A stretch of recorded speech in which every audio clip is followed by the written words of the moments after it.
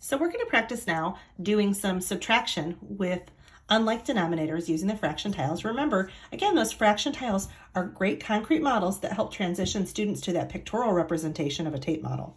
So first thing I have laying in front of me is I have my whole, what I'm representing as one whole, and then I have here 7/8. So I might give the students a naked number problem, so 7/8 minus 1/2, or I might give them a contextual story. What we know is that context makes a big difference for students. So I might try to think about this in terms of a contextual story that they might understand. For whatever reason, food, pizza, those things seem to kind of stick with kids. So in my story here, I have 7/8 of a pizza that's left over from my friend's birthday party last night.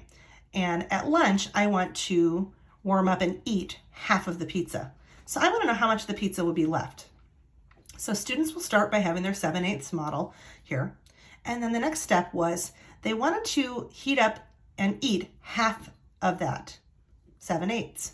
So they have to figure out how to take half away.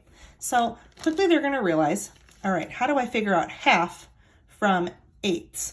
They might simply see, if I compare these out to a half-size piece, how do I know what to take away? So I'm going to actually show 1/2. And they're going to see quickly, again, the equivalency that 4 1/8 make a half. So they're going to say, all right, 7/8 minus 1/2 is the same as taking 7/8 minus 4/8. So they would remove the 4/8 and they could see, now I can solve this problem by taking 1/2 away from 7/8 leaves me with 3/8.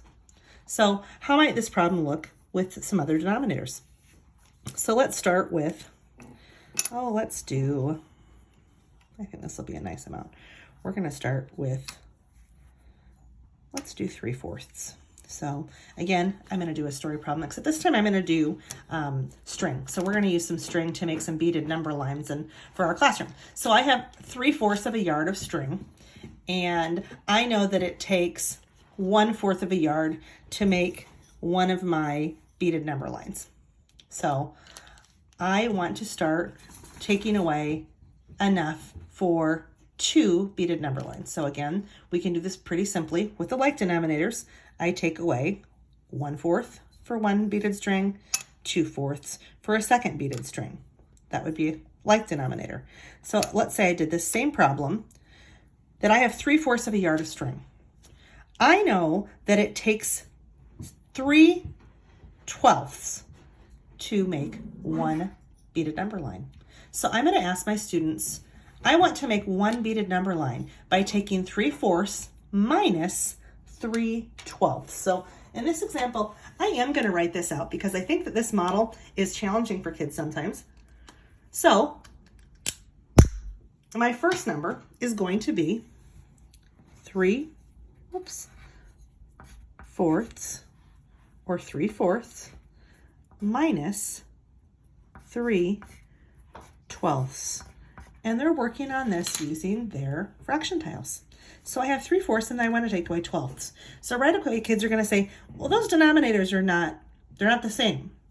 I can't take 12ths away from 4ths. But actually we can, because those 4ths can be broken down further. So I'm going to ask the students, is there a way I can break those 3/4 down so that I could take 12ths away? Students at this point are likely going to say, well, I could transition those and change those into 12 size pieces, and we're going to let them kind of explore that. So let's look to see how many 1/12 it takes to make a 4th.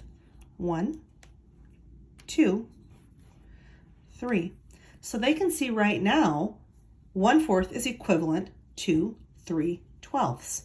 So they could change this out, change that 1/4 for the 12ths.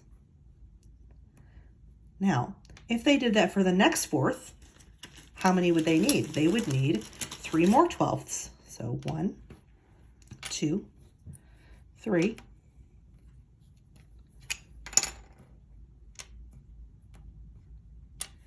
And then for our final 4th, we would need 3 more 12ths. So students again would reach in their bag and they're looking for the 12 size pieces. I'm going to let them find these. I don't want to have them out for them because I want them to kind of explore and figure out how many pieces do I need? I don't want to just teach them a quick strategy that says, oh, if I just multiply 4 times 3, I can get 12. So then I know those can be equivalent. So now I look to see, are my 3/4 indeed equivalent to my 12 size pieces? They are. So now if I take 3/4, which is what I have represented in 12ths, that equals 1, 2, 3, 4, 5, 6, 7, 8, 9 12ths. So that's where I can teach students. This 3/4 just became 9 12ths.